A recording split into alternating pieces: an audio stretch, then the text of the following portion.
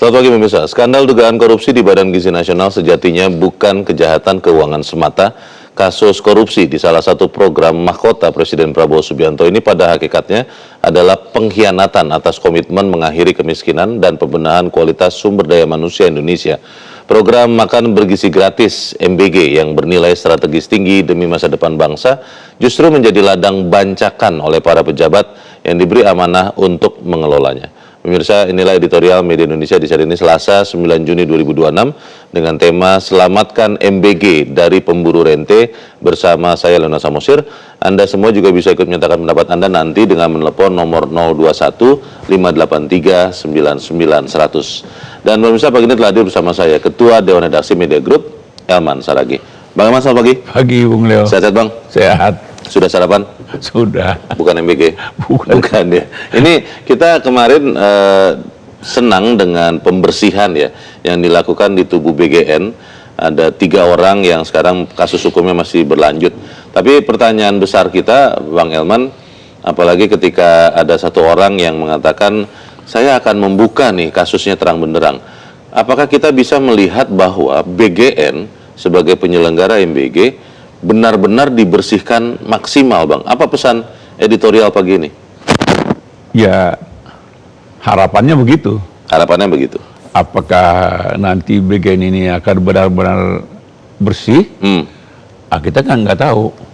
Iya. Bagaimana kesungguhan dari aparat penegak hukum kan gitu kan.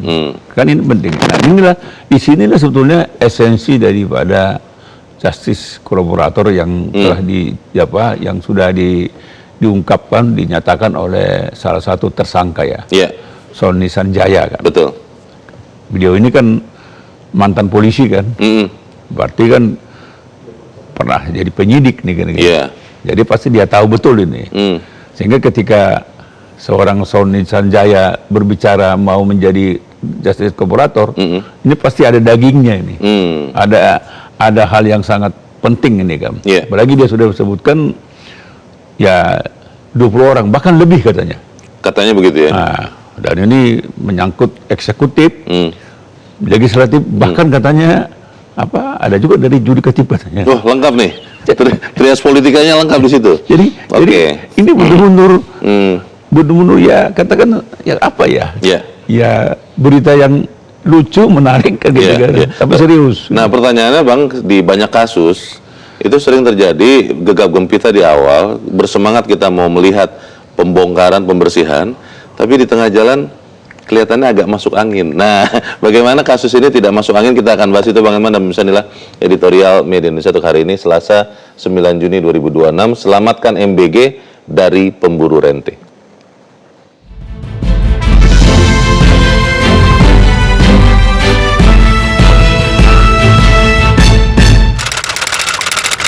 Selamatkan MBG dari pemburu rente.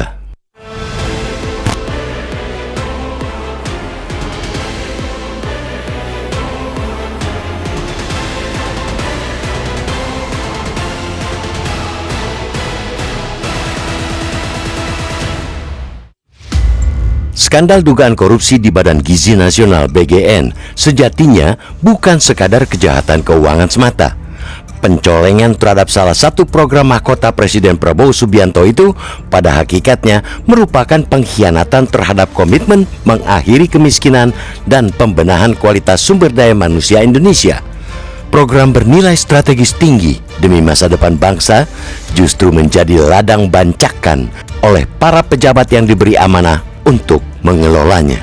Para pejabat yang mestinya mengorkestrasi program perbaikan gizi anak Indonesia justru memanfaatkan badan yang belum genap berusia 2 tahun itu untuk menggemukkan pundi-pundi mereka maupun kolega.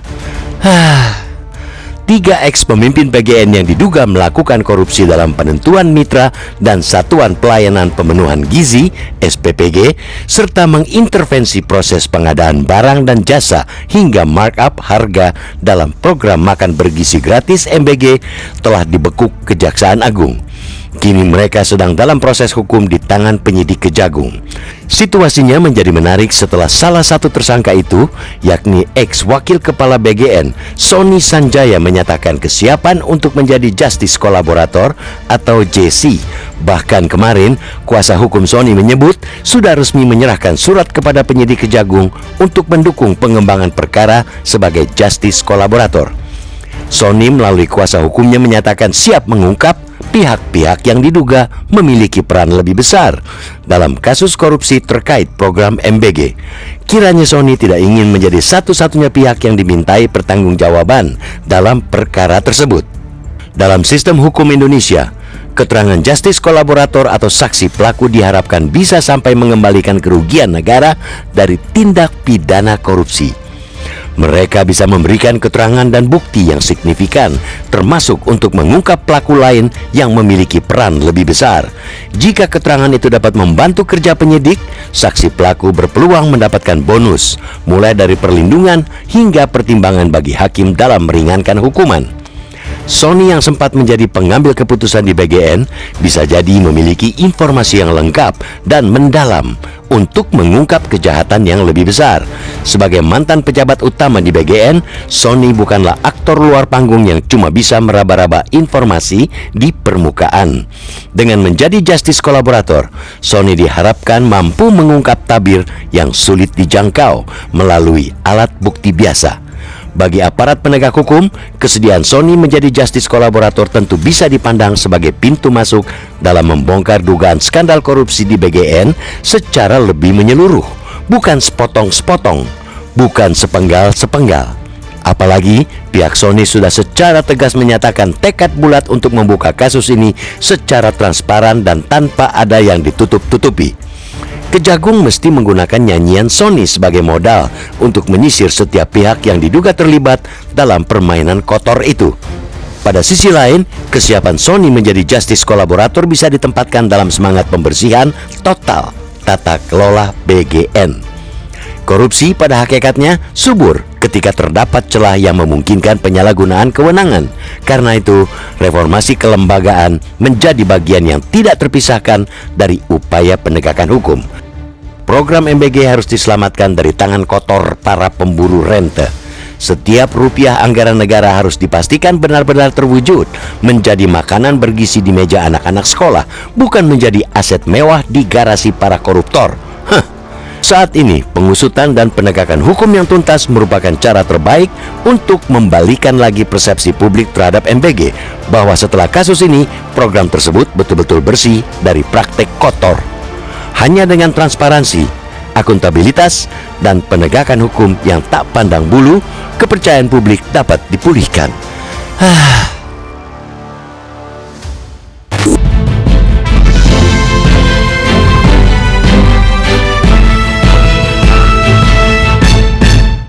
Di bagian berikut Anda bisa menyatakan pendapat Anda, pemirsa. Untuk saat ini tetaplah bersama kami.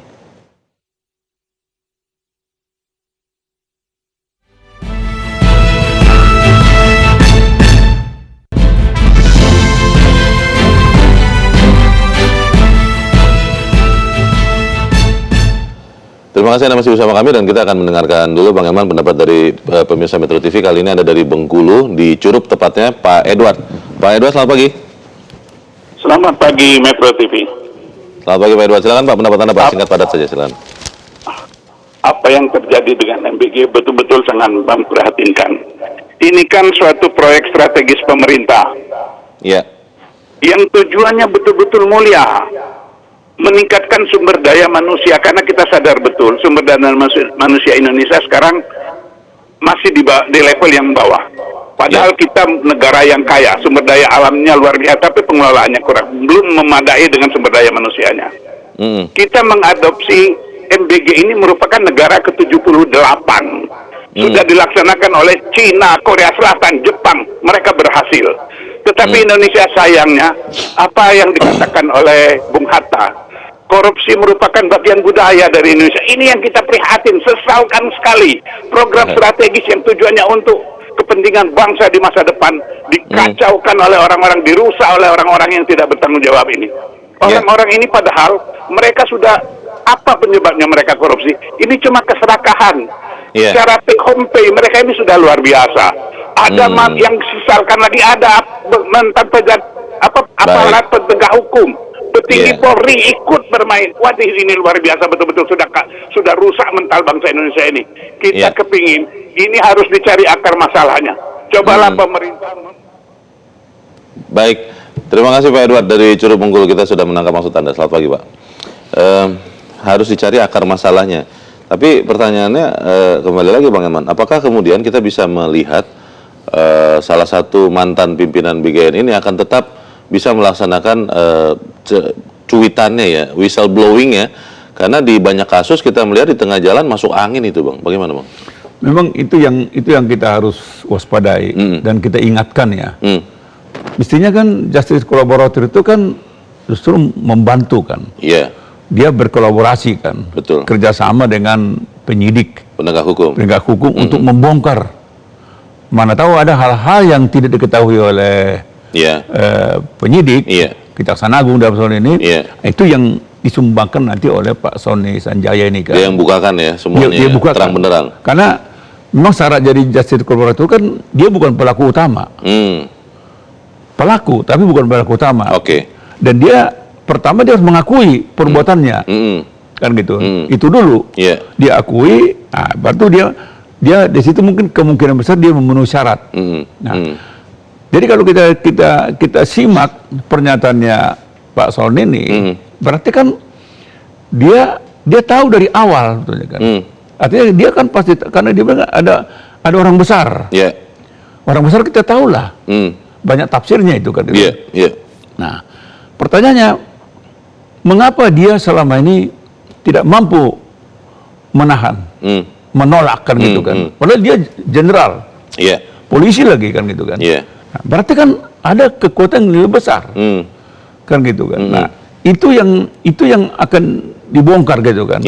Memang pertanyaannya, kalau nama-nama ini nanti betul-betul menyangkut orang besar, nah itu berani nggak penyidik untuk membukanya secara terang benderang? Atau jangan-jangan dilokalisir Bang? Nah itu yang dikhawatirkan terjadi, dilokalisir, bahkan artinya orang-orang itu disembunyikan gitu kan. Walaupun dibunyikan, tapi tidak tapi itu diabaikan gitu kan. Tidak ditindaklanjuti. Nah, di sinilah pentingnya sebetulnya nanti Pak Sony Sanjaya ini, kecuali dia menyampaikan itu dalam BAP, dia juga harus mengumumkan itu kepada masyarakat. Oh, itu jadi, boleh Bang? Ya boleh, artinya kan dia kan bisa jelaskan itu terbuka nanti di pengadilan juga bisa dia jelaskan itu. Fakta persidangan ya. Artinya kalau dia lihat rada-radanya penyidik tidak berani, bahkan melokalisir seperti yang tadi, nah dia ungkap satu persatu. Ini Leo Samosir. Terima nih. Ini jabatannya ini. Dapat sebut namanya kan orang udah tahu. Oh iya. Dapat 100 SPPG. Dapat 10. Dapat 10. 1000. Nah, ini yang mengatur. Ini yang merencanakan. Ini aktor intelektualnya gitu. Itu jadi jangan hanya di BAP dia tapi diumumkan juga. Kan dia bisa pakai pengacaranya. Pengacaranya bisa ngomong ini loh. Nama-namanya, perannya ini. Kalau yang diumumkan itu yang seperti disebut-sebut Bang, orang kuat atau orang berkuasa atau orang sangat dekat dengan kekuasaan, apakah kita masih bisa melihat prosesnya memang akan apa adanya atau nanti jangan-jangan ada apanya Bang? Ya kan kalau kita melihat ini kan ke kasusnya MBG ini kan tidak mungkin hanya ketiga orang ini kan. Iyalah, sebesar itu kan. Banyak banget. Kalau betul anggarannya kan ratusan triliun kan. Nah, pertanyaannya ketika kan itu kan suara-suara yang menyatakan ada rumors jual beli titik SPPG ini kan sudah lama. Sudah dibunyikan. Sudah banyak ya. Dari Sabang sampai ke Merauke. Semua orang bicara. Mau politisi, mau LSM, mau semuanya ngomong ini kan. Hanya kan selama ini kan tidak lanjutin kan. Betul. Ketika ini terungkap kan begitu kan. Ya kita dorong Kejaksaan Agung jangan setengah-setengah, jangan setengah hati kan. Bongkar, inilah kesempatan untuk bersih-bersih. Yeah. Ini kan investasi masa depan bangsa kan. Benar. Nah, kalau ini dibiarkan, ini akan terulang. Yeah, yeah. Dan mungkin ini juga akan nanti terjadi di program strategi yang lain kan. Oke. Ini pertanyaan yang sangat penting karena kalau kemudian niat yang baik untuk mengangkat kualitas sumber daya manusia rusak karena pelaksananya lancung, yang rugikan kita semua. Tapi kita harus jeda dulu, Bang Eman, dan pemirsa tetap bersama kami, Editorial Media Indonesia, segera kembali.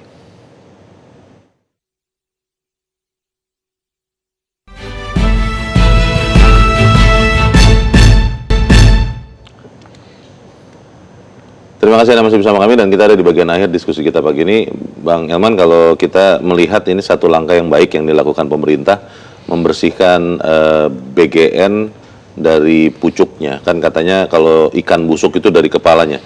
Tapi mengganti kepala dan para pimpinannya itu kan tidak menjamin bahwa BGN akan benar-benar bersih. Bagaimana kita bisa tetap mengawal kasus ini, Bang?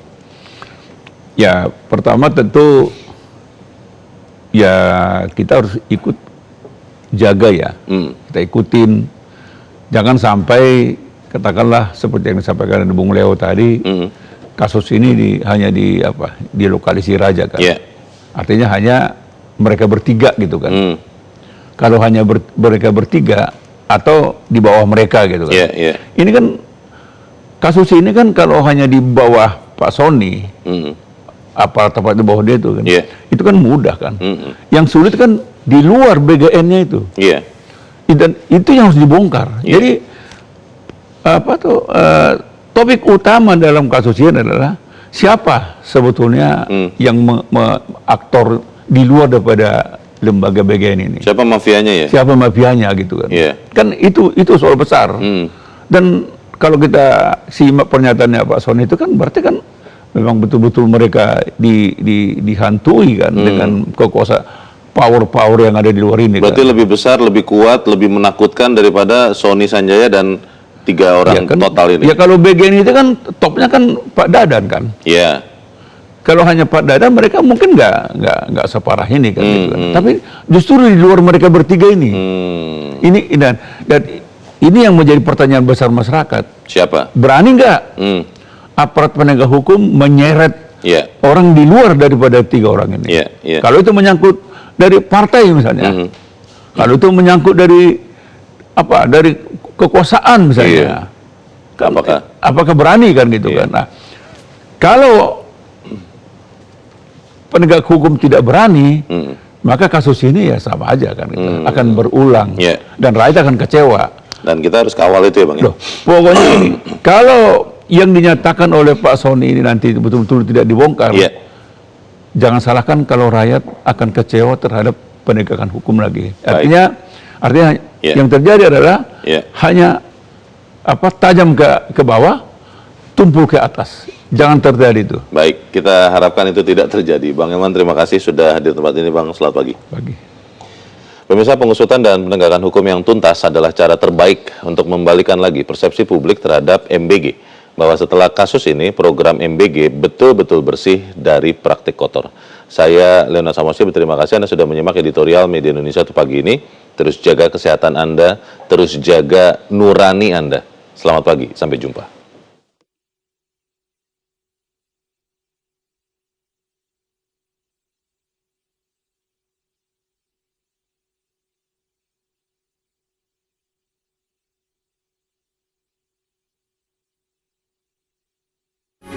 Metro TV